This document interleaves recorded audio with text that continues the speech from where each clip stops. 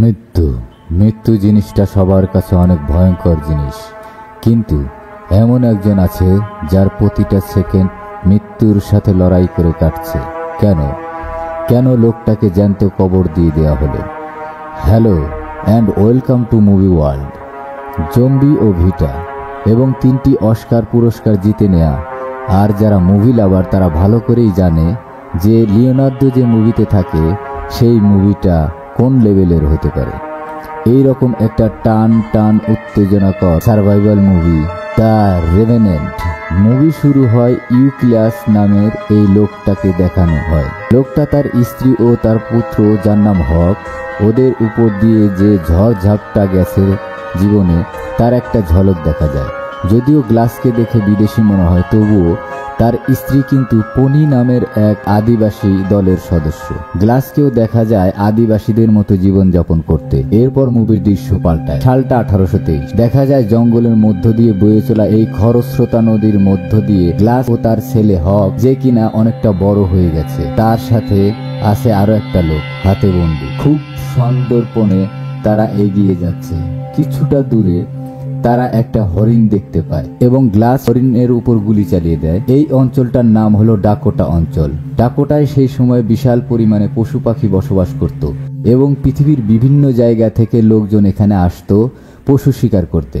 কিন্তু এখানকার বন্য পশুরা যেমন ভয়ানক ছিল, ঠিক তেমনি ভয়ঙ্কর ছিল এখানকার ঘন জঙ্গল। এই জন্যই বাইরে থেকে যারা এখানে শিকার করতে আসতো তাদের বেঁচে থাকাই অসম্ভব হয়ে উঠত। এই কারণে জঙ্গলে থাকা কিছু আদিবাসী টাকা পয়সার বিনিময়ে এইসব শিকারীদের সাহায্য করত যারা বাইরে থেকে আসতো।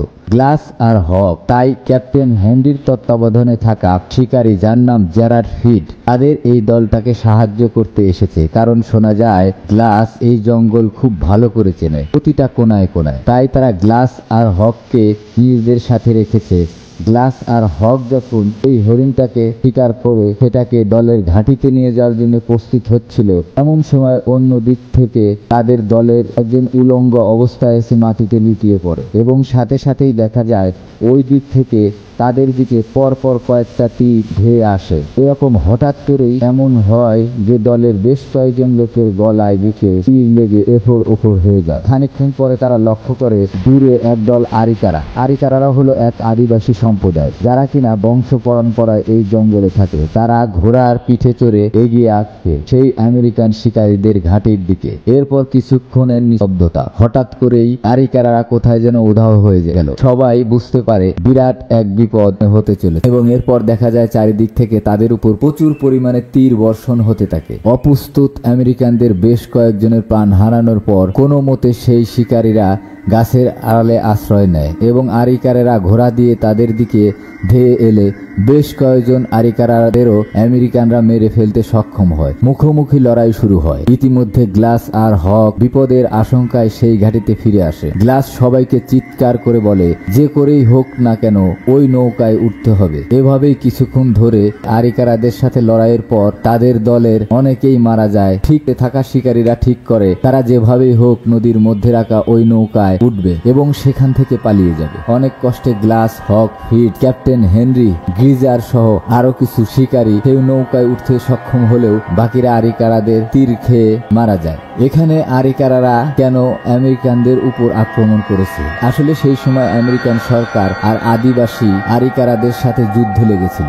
আর ডাকোটার এই জঙ্গলে যেহেতু আরিকারাদের রাজত্ব ছিল, সুতরাং এখানে কোনো আমেরিকান সৈন্য দেখলেই তাদের উপর হামলা করে দেয়। যেসব আরিকারা আদিবাসীরা এই হামলা করত তাদেরকে বলা হয় রি।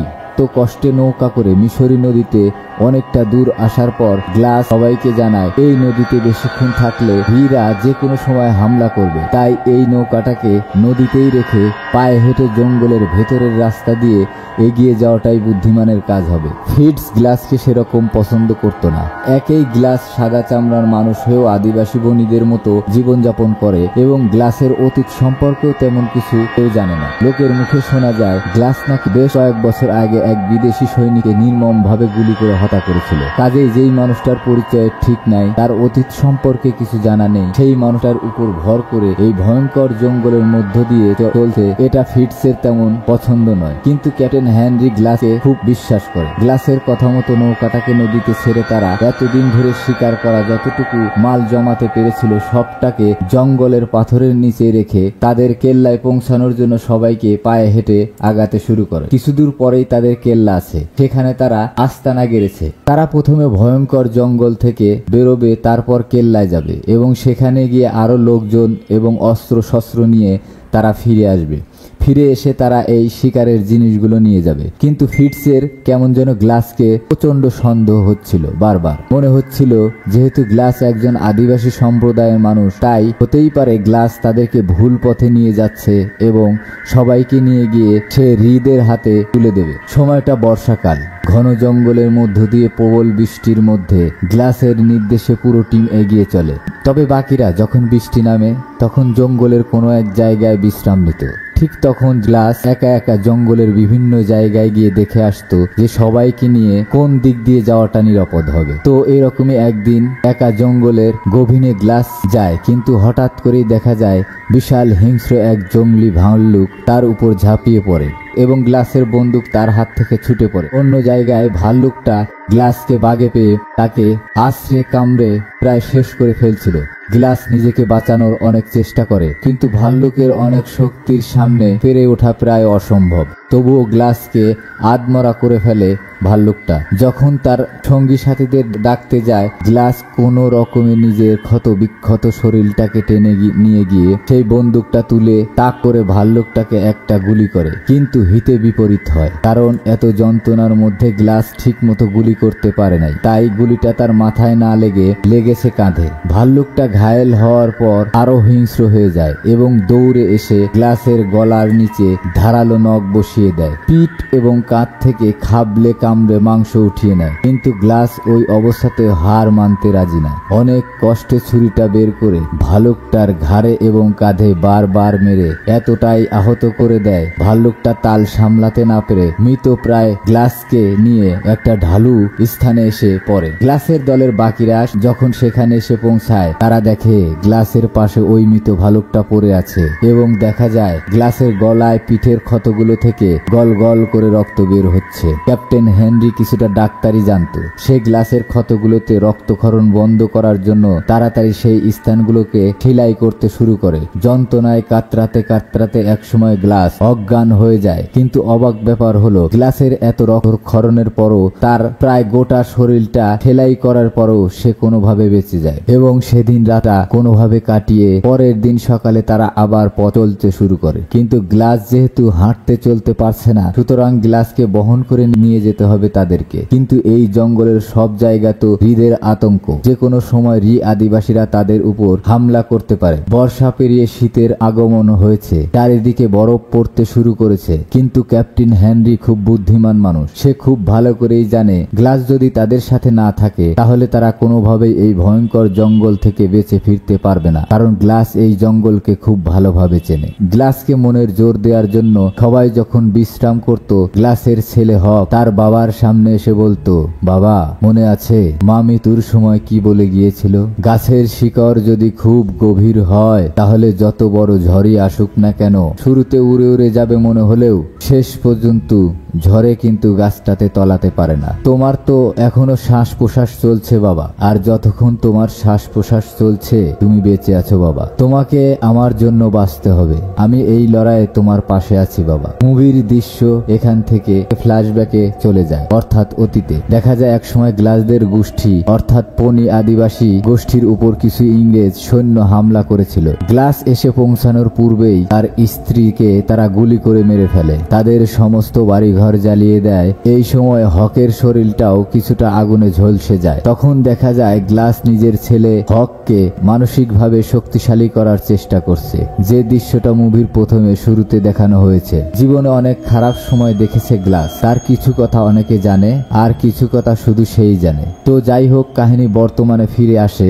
দেখা যায় গ্লাসের শরীরটাকে তারা বহন করে নিয়ে চলছিল, কিন্তু এই সময় তাদেরকে একটা বড় পাহাড় পার হতে হবে। কিন্তু গ্লাসকে ওই পাহাড়ে টেনে পার করা সম্ভব নয়। ফিটসের কথা মতো এক সময় ক্যাপ্টেন গ্লাসকে গুলি করে মারতেও যায়, কিন্তু তার বিবেক জাগ্রত হয়। যেই লোকটা তাদেরকে এত সাহায্য করেছে তাকে এইভাবে মেরে ফেলবে? না, তাকে মারা যাবে না। সে দলের সদস্যদের নির্দেশ দেয় যে গ্লাস যতক্ষণ পর্যন্ত না স্বাভাবিকভাবে মৃত্যুবরণ করছে ততক্ষণ পর্যন্ত গ্লাস এখানেই বিশ্রাম নিক এবং তার দেখভাল করার জন্য এবং শেষকৃত্য সম্পন্ন করার জন্য আমাদের তরফ থেকে 2 জন এখানে থাকবে। তোমরা ঠিক করো তোমরা কে কে থাকবে এবং যারা এখানে থাকবে তাদেরকে $100 পুরস্কার হিসেবে দেওয়া হবে। এই কথা শুনে ডলারের লোভে গ্রিজার এবং ফিটস সেখানে থাকতে রাজি হয়ে যায় এবং গ্লাসের ছেলে হক তো ছিলই, কিন্তু রক্ষক কখন যে ভক্ষক হয়ে যায় তাকে আগে থেকে টের পাওয়া যায় না। এরপর দেখা যায় সবাই চলে যাওয়ার পর ফিটস পাহাড়ের এক কোনায় মাটি খুঁড়তে শুরু করেছে। কিন্তু কেন? তবে কি গ্লাসের মৃত্যুর আগেই তাকে জ্যান্ত কবর দেওয়ার চিন্তা করছে? এবার এখানে একটা প্রশ্ন আসে যে এটা কি গ্লাসের মৃত্যুর আগেই তাকে জ্যান্ত কবর দেওয়ার চিন্তা করছে? এবার এখানে একটা প্রশ্ন এসে যায়, এত মানুষ থাকতে কেন ফিটস হঠাৎ করে গ্লাসের উপর এত রাগ? কেন গ্লাসকে সে পছন্দ করে না? আসলে কয়েক বছর আগের ঘটনা। একবার শিকারে এসে ফিটস একইভাবে হ্রিদের হামলার মুখোমুখি হয়। সেইবার হ্রিরা ফিটসকে অপহরণ করে নিয়ে তার উপর নির্মম অত্যাচার চালায় এবং অত্যাচারের মাত্রা এতটাই ছিল যে ধারালো ছুরি দিয়ে ফিটসের মাথার এক পাশের ছাল ছাড়িয়ে নেয় হ্রিরা। সেই পরিস্থিতি থেকে কোনো রকমে বেঁচে ফিরলেও সেই ক্ষতর চিহ্ন তার মাথায় মনে এখনো জ্বলজ্বল করে। সেই থেকে ফিটসের মনে আদিবাসীদের নিয়ে একটা ক্ষোভ জন্মায়। আর গ্লাস যেহেতু আদিবাসী গোষ্ঠীরই মানুষ ছিল, সুতরাং গ্লাসকে শুরু থেকেই ফিটসের সহ্য হচ্ছিল না। যাই হোক, দেখা যায় একদিন গ্রিজার আর হক পানি ও জল এবং শিকারের খোঁজে গেলে ফিট গ্লাসকে ঠান্ডা গলায় বলে, গ্লাস তুমি এখনো কেন নিজের নিঃশ্বাস ত্যাগ করছো না? আমি বুঝতে পারছি না। দেখো, হিসেব মতে তোমার তো অনেক আগেই মরে যাওয়ার কথা ছিল, কিন্তু মৃত্যুর কাছে কিছুতেই হার মানছ না। তুমি কি বুঝতে পারছো না যতদিন তুমি বাঁচবে তোমার জন্য আমরাও এখান থেকে যেতে পারবো না। আর ধীরে ধীরে হ্রিরা এসে আমাদের ঠিকই খুঁজে পাবে এখানে এবং এখানেই শেষ করে ফেলবে। তোমার প্রাণটা যেহেতু বের হচ্ছে না, তাহলে আমিই তোমার প্রাণটা নিয়ে নেই। আর তুমিও যদি সেটাই চাও তাহলে আমার দিকে তাকিয়ে একবার চোখের পলক ফেলো। হাঁটা চলার পাশাপাশি গ্লাসের গলায় গভীর ক্ষত থাকার ফলে বর্তমান সে কথা বলার ক্ষমতাও হারিয়ে ফেলেছে। তবুও চোখ খোলা রাখার চেষ্টা করে, কিন্তু একটা মানুষ কতক্ষণই বা চোখের পলক না ফেলে থাকতে পারে? তাই এক সময় তাকে চোখের পলক ফেলতেই হয়। আর ফিটস সাথে সাথেই তার মুখে একটা কাপড় গুজে দেয়, তার শ্বাস রোধ করে ধরে।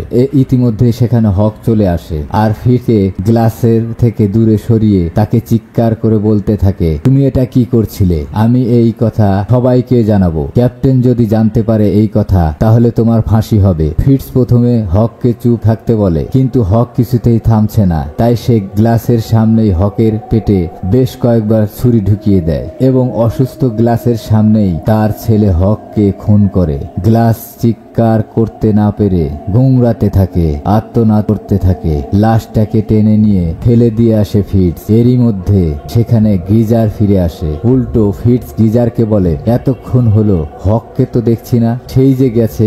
গ্রিজার ভেবে নয় হক বোধহয় কোথাও আটকে পড়েছে, এর জন্য ফিরে আসেনি। সে একবারও দেখতে পেল না যে কিছুটা দূরে হকের লাশটা পড়ে আছে। এরপর সেদিন রাতে ফিটস গ্রিজারকে ঘুম থেকে তুলে বলে, রাতের অন্ধকারে বেশ কিছু রিক এসে এদিকে আসতে দেখেছে, তাই যত তাড়াতাড়ি সম্ভব তাদেরকে এখান থেকে চলে যেতে হবে। তা শুনে আর তাড়াতাড়ি দেখে গ্রিজার ঘাবড়ে গিয়ে ফিটসকে বলে, আমরা যদি চলে যাই তাহলে গ্লাসের কি হবে? তখন অদ্ভুত ভাবে ফিটস ওই অসুস্থ গ্লাসকে মাটিতে ফেলে টেনে হিস্টে নিয়ে গিয়ে যে গর্ত খুঁড়ে রেখেছিল সেখানে নিয়ে খানিকটা মাটি চাপা দিয়ে বলে যে কিছুতেই মারা যাচ্ছে না, তাকে জীবিত কবর দিয়ে দিতে হবে। আর প্রাণে বাঁচতে চাইলে আমার সাথে চলো। দিনের শেষে না হয় মানুষ বড়ই স্বার্থপর, নিজের পিঠ দেয়ালে ঠেকে গেলে সবাই নিজেরটাই ভাবে। দেখা যায় গিজারও আপত্তি করে না। গিজার এবং ফ্রিটজ গ্লাসকে জীবন্ত কবর দিয়ে সেখান থেকে পালায়। গ্লাসকে দেখা যায় যে খানিকটা আগে ব্যথায় নড়াচড়া করতে পারছিল না, এবার শুধুমাত্র ইচ্ছা শক্তির জোরে আর বেঁচে থাকার তাগিদে ওই মাটির চাপা অবস্থায় অর্থাৎ ওই কবর থেকে অনেক কষ্টে নিজের শরীরটাকে টেনে কোনো রকম ভাবে নিজেকে বের করে নিয়ে আসে এবং মাথা তুলতেই খানিকটা দূরে নিজের ছেলে হকের মৃত্যু দেহটা পড়ে থাকতে দেখে। গ্লাস নিজেকে টেনে নিয়ে যায় হকের কাছে আর দেখার চেষ্টা করে কোনোভাবে তার ছেলে হকের মধ্যে এখনো প্রাণ আছে কি নাই।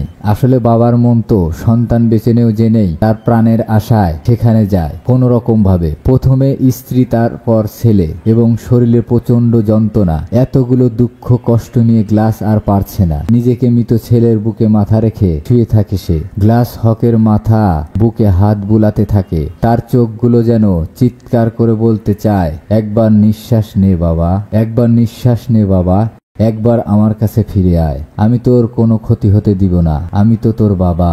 গ্লাসের আর্তনাদ মুহূর্তের মধ্যে বদলার রূপ নিয়ে নেয়। সে ঠিক করে যতক্ষণ পর্যন্ত না সে নিজের ছেলের হত্যাকারীদের শাস্তি দিতে পারছে নিজেরই হাতে, সে ততক্ষণ পর্যন্ত শান্তি পাচ্ছে না। ওই শরীর নিয়ে বুকের উপর ভর করে এগোতে থাকে। অন্যদিকে দেখা যায় গিজারের মনে কেমন জানি সন্দেহ হয়, সত্যি কি ফ্রিটজ সেদিন রাতের বেলায় রি আদিবাসীদের আসতে দেখেছিল? সে ফ্রিটজকে যখন এ বিষয়ে প্রশ্ন করে যে তুমি আমাকে মিথ্যা বলে নিয়ে যাচ্ছ না তো, তখন দেখা যায় ফ্রিটজ গিজারকে মাটিতে ফেলে তার দিকে বন্দুক তাক করে বলে, সেদিন আমি মিথ্যাই বলেছিলাম, কারণ একটা আধমরা লোকের জন্য আমি আমার জীবন জলাঞ্জলি দিতে পারবো না। আর আমি জানি আমি সেদিন মিথ্যা বলে কোনো ভুল করিনি। সুতরাং তোমাকে যদি বেঁচে থাকতে হয় তোমাকে আমার সাথে এভাবে যেতে হবে, আর কাউকে কিছু বলতে পারবে না তুমি। গিজারকে বাধ্য হয়ে মুখ বন্ধ করে তার সাথে সাথে যেতে হয়। এদিকে দেখা যায় হৃদের ওই দলটা যারা কিনা এই আমেরিকান শিকারীদের কাছ থেকে যা কিছু আদায় করেছিল সেটা নিয়ে গিয়ে ফরাসি শিকারীদের কাছে বিক্রয় করে দেয় এবং খানিকটা ভয় দেখিয়ে তাদের কাছ থেকে 5টা ঘোড়া নিয়ে নেয় এবং একটা বন্দুক জোগাড় করে। দেখা যায় সত্যি এক সময় ওই নৌকার সূত্র ধরে পাহাড়ের যে জায়গা গ্লাসকে ফিডসরা গিয়েছিল সেখানে রিরা চলে আসে। আসলে হৃদের গোষ্ঠীর যে প্রধান ছিল তার মেয়ে, যার নাম পোয়াকা, সে কিছুদিন ধরে নিখোঁজ। সেই মেয়েটিকে কে নিয়ে গেছে, কোথায় নিয়ে গেছে তারা সেটা জানে না। তারা ভাবছে হয়তো আমেরিকান শিকারীরা যারা এই ডাকোটার জঙ্গলে শিকারতে এসেছে তারা হয়তো তার মেয়েটাকে অপহরণ করে নিয়ে রেখেছে এবং এটাই সেই কারণ ছিল যে রিরা ক্যাপ্টেন হ্যান্ডের পিছনে লেগেছিল, তাদের উপর হামলা করেছিল। তো যাই হোক, বর্তমানে রিরা সেখানে এসে হকের মৃতদেহ ছাড়া আর কিছুই দেখতে পায় না। দেখা যায় গ্লাস ওই দিকে ওইভাবে বুকে ভর করে এগোনোর ফলে তার শরীরের ক্ষত স্থানগুলো থেকে রক্ত বের হতে শুরু করে। সে জল খেতে গেলে তার গলায় যে ক্ষতটা ছিল সেখান থেকে রক্ত বের হয়ে আসে। তাই গ্লাস জঙ্গলের নানা জায়গায় ছড়িয়ে থাকা কিছুটা ভেষজ গাছ জোগাড় করে এবং সেগুলোকে আগুনে পুড়িয়ে তার কাছে আগে থেকে থাকা কিছু বারুদ নিজের গলায় লাগিয়ে দেয় এবং ঝলসে দেয়, কারণ সে জানতো কোনো জায়গায় একবার আগুনে পুড়ে গেলে সেই জায়গা দিয়ে আর রক্ত বের হয় না এবং সে যদি এটা না করত তাহলে রক্তক্ষরণ হতে হতে এক সময় সে মারা যেত। এবং তাছাড়া এই প্রচন্ড ঠান্ডার মধ্যে আগুনে জ্বলে যাওয়া জায়গা এমনিতেই তাড়াতাড়ি শুকিয়ে যাবে। এবার গ্লাস একটু একটু করে যদিও বা দাঁড়াতে পারে, তবে খুঁটির সাহায্য ছাড়া হাঁটতে পারে না। তার উপর গ্লাসের কাছে কোনো খাবার নেই। খিদের চোটে সে হাতের সামনে ঘাস পাতা, পশু পাখির পচা গলা মাংস যাই পায় সে খেতে থাকে। এরই মধ্যে একদিন গ্লাস নদীর ধারে একটা গাছের নিচে একটু বিশ্রাম নিচ্ছিল। সেই সময় ওখানে কিছু আদিবাসীরা চলে আসে। তবে ঠিক ওই সময় গ্লাস হৃদের দেখে ফেলায় গ্লাসের উপর হামলা করার আগেই গ্লাস নদীতে ঝাঁপ দিয়ে হৃদের থেকে দূরে চলে যায়। এখানে হৃদা কিছু করতে পারে না। প্রাণে বাঁচার জন্য খরস্রোতা নদীতে ঝাঁপ দেওয়ায় গ্লাস নদীর অনেকটা দূরে চলে আসে, কিন্তু অতি ঠান্ডা পানিতে অনেকক্ষণ থাকার পর গ্লাসের শরীর যেন জমে বরফ হয়ে যায়। অনেক কষ্টে একটু আগুন জ্বালিয়ে শরীরটাকে গরম করে। খিদের কারণে গ্লাস ওই নদী থেকে একটা মাছ ধরে সেটাকে কাঁচাই কামড়ে কামড়ে খেয়ে ফেলে। নদীর পাড়ে সে যখন শুয়ে খানিকটা বিশ্রাম নিচ্ছিল তখন হঠাৎ করে করে খানিকটা দূরে আগুন জ্বলতে দেখতে পায়। হামাগুড়ি দিয়ে সেদিকে এগিয়ে গেলে সেখানে একটা লোককে দেখা যায়। লোকটা একটা বুনো ষাঁড়কে মেরে সেই ষাঁড়ের মাংস খাচ্ছিল। গ্লাসকে দেখে লোকটা তাকে মারতে এলে গ্লাস হাত জোর করে তার কাছে একটু খাবার চায়। এই লোকটা মাংসের টুকরো গ্লাসের দিকে ছুঁড়ে দেয়। সেদিন রাতে গ্লাসকে আশ্রয় দেয়। পরদিন সকালে গ্লাসের শরীরে এই ক্ষতগুলো দেখে তার কাছে তার এই অবস্থার কারণ জানতে চায়। গ্লাস কোনো রকমে ভাঙা ভাঙা গলায় তাকে সবকিছু জানায়। লোকটা জানায় তার নাম হিকুক এবং সেও পনি আদিবাসী সম্প্রদায়ের একজন। তার পরিবারকেও আমেরিকানদের একদল হত্যা করেছে। হিকুক গ্লাসের ক্ষতগুলো দেখে জানায়, এগুলো যদি এভাবে থাকে তাহলে তুমি আর বাঁচতে পারবে না, শরীরে পচন ধরবে। তাই সে গ্লাসকে ওই বরফের ঝড়ের মধ্যে একা ফেলে গিয়ে নিজের সাথে ঘোড়া করে তাকে নিয়ে যায়। এরপর ভেষজ ঘাস আগুনে পুড়িয়ে ক্ষত স্থানে লাগিয়ে গাছের ঢাল কেটে একটা ছোট্ট ঘরের মতো করে সেটা গ্লাসের শরীরে চাপা দিয়ে দেয়। এরপর গ্লাস অজ্ঞান হয়ে যায়। যখন গ্লাসের জ্ঞান ফিরে আসে তখন সে উঠে দেখে এখানে হিকুক আর নেই। অনেক খুঁজতে খুঁজতে গ্লাস খানিকটা এগিয়ে গিয়ে দেখে একটা জায়গায় একটা গাছের ডালের সঙ্গে কেউ বা কারা হিকুককে খুন করে ঝুলিয়ে দিয়েছে এবং খুব কাছেই লোকজনদের আওয়াজ ভেসে আসে। গ্লাস ভাবে এটা নিশ্চয় তারাই যারা হিকুককে খুন করেছে এবং সে ভাবে যে আমাকে এই অসুস্থ অবস্থায় সেবা করে যে বাঁচিয়েছেন তার হত্যার প্রতিশোধ নিতে হবে। এবং দেখা যায় যে ফরাসি শিকারীদের কাছ থেকে রিরা যে বন্দুক ও ঘোড়া নিয়েছিল এটা সেই ফরাসি শিকারী দল। সেখানে গিয়ে গ্লাস শুনতে পায় তারা বলছিল, আমরা যা যা জিনিস রিদেরকে দিয়েছি সেই সব জিনিস আমরা উসুল করে নেব। তারপর দেখা যায় একটা মেয়েকে তারা আটকে রেখেছে এবং তাকে পর্যায়ক্রমে ধর্ষণ করছে। ঠিক এমন সময় গ্লাস পিছন দিক থেকে গিয়ে লোকটার মাথায় বন্দুক ধরে এবং আদিবাসী মেয়েটাকে ছুরি বের করতে বলে। এরপর গ্লাস একটা ঘোড়া খুলে নিয়ে তাদের দলের একজনকে গুলি করে এবং সেই আদিবাসী মেয়েটাকে কিছু ইশারা করে। আদিবাসী মেয়েটাকে দেখা যায় ফরাসি শিকারীদের যে লিডার ছিল তার পুরুষাঙ্গ কেটে নেয়। সেই মেয়েটা আর ফরাসি দলের বাকিরা যে যেদিকে পারে পালিয়ে যায়।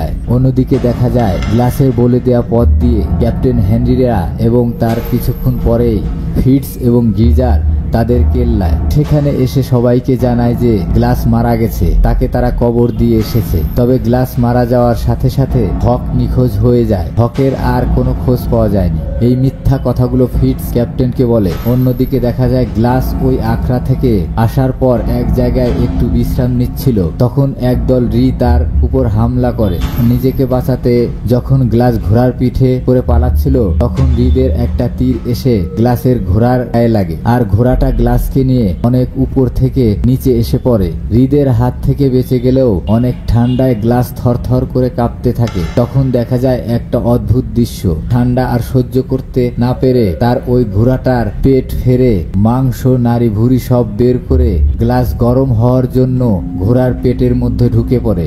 অন্যদিকে দেখা যায় আমেরিকানদের কেল্লায় ফরাসি শিকারীদের একজন এসে একটু আশ্রয় চায়। তারপর কি হয়েছে তাকে জিজ্ঞাসা করলে সে জানায় একটা লোক তাদের লিডারকে মেরে দিয়েছে, তাদের গোটা দলটা ভেঙে গেছে, তাদের সঙ্গী সাথীদের কেউ ঠান্ডায় মারা গেছে, আবার কেউ বন্য পশুরা খেয়ে ফেলেছে। এই বলে সে জলের একটা ক্যান্টিন দেখায় যেটা গ্লাসকে ছেড়ে আসার সময় গিজার গ্লাসের সামনে রেখে এসেছে। এটা দেখা মাত্র ফিটস খুব ভালো করে বুঝে যায় গ্লাসকে যে কবর দিয়ে এসেছিল সে কোনোভাবে বেঁচে গেছে। কিন্তু গিজার বলে হয়তো এটা হক হতে পারে, কারণ গিজার তো জানতো না হককে ফিটস মেরে ফেলেছিল। গিজার জানে হক বেঁচে আছে এবং নিখোঁজ আছে, সুতরাং সে ভেবে নেয় হয়তো হক গ্লাসের সামনে থেকে জলের ক্যান্টিনটা নিয়ে এসেছিল এবং তার কাছ থেকেই ফরাসিরা এই জলের ক্যান্টিনটা পেয়েছে। গিজারের কথা মতো হকের খোঁজ করতে গিয়ে ক্যাপ্টেন হেনরি আর দলবল নিয়ে ফরাসি শিকারীদের যে আখড়া ছিল অর্থাৎ ইলটন নদীর সেই দিকে রওনা দেয় এবং তারা ধারণাও করতে পারেনি যে ওখানে গিয়ে তারা গ্লাসকে জীবিত পাবে। এটা দেখে ক্যাপ্টেন হেনরির পায়ের তলা থেকে মাটি সরে যায়, কারণ সে জানতো যে গ্লাস মারা গেছে এবং সে খুব ভালো করে বুঝতে পারে যে ফিটস আর গিজার তাদেরকে মিথ্যে বলেছে। তারা সবাই গ্লাসকে উদ্ধার করে সেই কেল্লায় নিয়ে যায়। ক্যাপ্টেন হেনরি কেল্লায় ফিরেই তার খোঁজ করতে থাকে এবং সে জানতে পারে ফিটস কোম্পানির সিন্দুক থেকে বেশ কিছু টাকা চুরি করে নিয়ে পালিয়েছে। ক্যাপ্টেন গিজারকে মিথ্যা বলার অপরাধে তাকে গ্রেপ্তার করার নির্দেশ দিলে গ্লাস জানায় গিজারের কোনো দোষ নেই, গিজার শুধু ফিটসের অর্ডার ফলো করেছিল। এমনকি গিজার জানেও না যে ফিটস হককে খুন করেছে। এরপর ক্যাপ্টেন হেনরি গ্লাসকে নিয়ে ফিটসকে খুঁজতে যায়। ফিটস কোন দিকে যেতে পারে সেটা আন্দাজ করে কিছু দূর আসার পরে দেখা যায় বরফের উপর ঘোড়ার পায়ের ছাপ। গ্লাস বলে এটা নিশ্চয়ই ফিটসের ঘোড়ার পায়ের ছাপ, কারণ এদিকে তেমন একটা কেউ যায় না। ফিটসকে খুঁজতে খুঁজতে রাত নেমে আসে। পথে এক জায়গায় বিশ্রাম নেওয়ার সময় ক্যাপ্টেন হেনরি গ্লাসকে জিজ্ঞাসা করে, লোকে বলে তুমি নাকি কোনো এক ইংরেজ সৈন্যকে মেরে ফেলেছিলে, সেটা কি সত্যি নাকি মিথ্যা? গ্লাস বলে একবার ইংরেজ সৈন্যরা আমাদের গোটা পণি সম্প্রদায়ের উপর হামলা করে আমার স্ত্রীকে মারার পর যখন এক সৈন্য আমার সন্তানের দিকে হাত বাড়ায় তখন আমি বন্দুক দিয়ে তাকে গুলি করি। পরদিন ক্যাপ্টেন হেনরি এবং গ্লাস দুজন দুদিকে খুঁজতে থাকে। পরদিন ক্যাপ্টেন হেনরি এবং গ্লাস দুজন দুদিকে ফিটসকে খুঁজতে থাকে। একটু পর দেখা যায় ক্যাপ্টেন যেদিকে গিয়েছিল সেদিকেই ছিল ফিটস। সে আড়াল থেকে বেরিয়ে এসে ক্যাপ্টেনের দিকে বন্দুক তাক করে বলে, কি ক্যাপ্টেন, এত বরফের মধ্যে এত উঁচু পাহাড়ের উপরে কি করছেন? পথ হারিয়ে ফেলেছেন নাকি?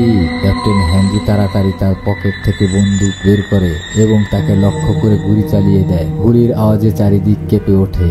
গ্লাসের কানে সেই আওয়াজ গেলে সে ঘোড়ায় চড়ে সেদিকে রওনা দেয় গুলির আওয়াজ যেদিক থেকে এসেছে। সেখানে গিয়ে দেখা যায় সেখানে ক্যাপ্টেন হেনরির লাশ পড়ে আছে। তার মাথার ছাল খুলি থেকে কে যেন ছাড়িয়ে নিয়েছে।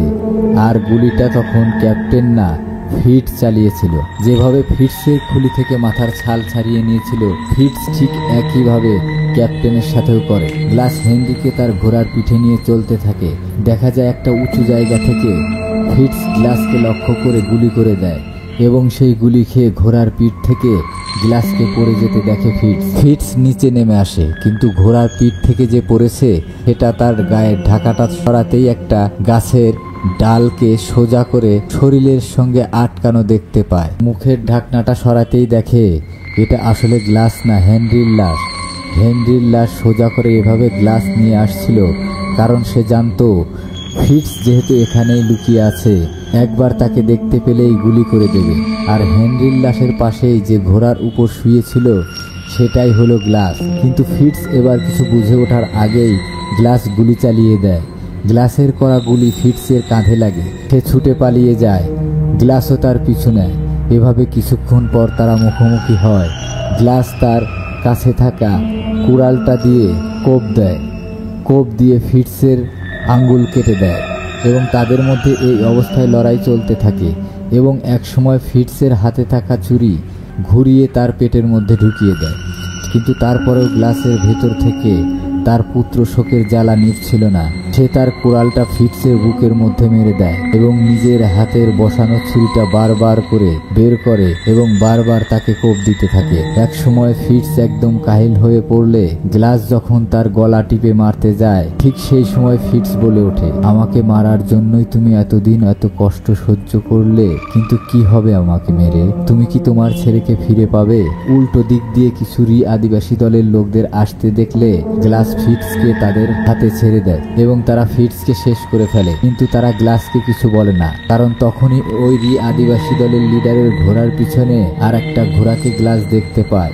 গ্লাস দেখতে পায় ওই ফরাসি ক্যাম্প থেকে বাঁচিয়ে আনা সেই মেয়েটিকে। ওই মেয়েটাই হচ্ছে দলের লিডারের মেয়ে, যার নাম পুয়াকা। এই মেয়েটাকে ফরাসি শিকারীরা রিদের আড্ডা থেকে অপহরণ করে এনেছিল। যেহেতু এই মেয়েটা তাদের দলের সবাইকে বলেছে এই মানুষটাই আমাকে সেখান থেকে বাঁচিয়েছিল, সুতরাং গ্লাসকে তারা কিছু বলে না। ফিটসের লাশটা নদীর জলের স্রোতে বয়ে যায় এবং মুভির একদম শেষে দেখা যায় গ্লাস যখন পায়ের চোটের কারণে আর হাঁটতে পারছিল না, তখন চারিদিকে ওই ঠান্ডার মধ্যে আবারও বরফ পড়তে শুরু করে। যন্ত্রণায় কাতরাতে কাতরাতে এক জায়গায় বসে পড়ে গ্লাস। সে কল্পনায় তার মৃত স্ত্রীকে চোখের সামনে দেখতে পায়। তার স্ত্রী যেন তাকে পথ দেখিয়ে নিয়ে যেতে এসেছে। দ্য রিভেনেন্ট কথাটির অর্থ হলো মৃত্যুর মুখ থেকে ফিরে আসা। আর এই মুভিতে গ্লাস একবার নয়, সে মৃত্যুর মুখ থেকে বারবার ফিরে এসেছে। তো গাইস, কেমন লাগলো মুভিটা? আশা করি মুভিটা আপনারা সবাই দেখবেন, দেখলে আরও ভালো লাগবে। ভালো থাকবেন সবাই, ধন্যবাদ।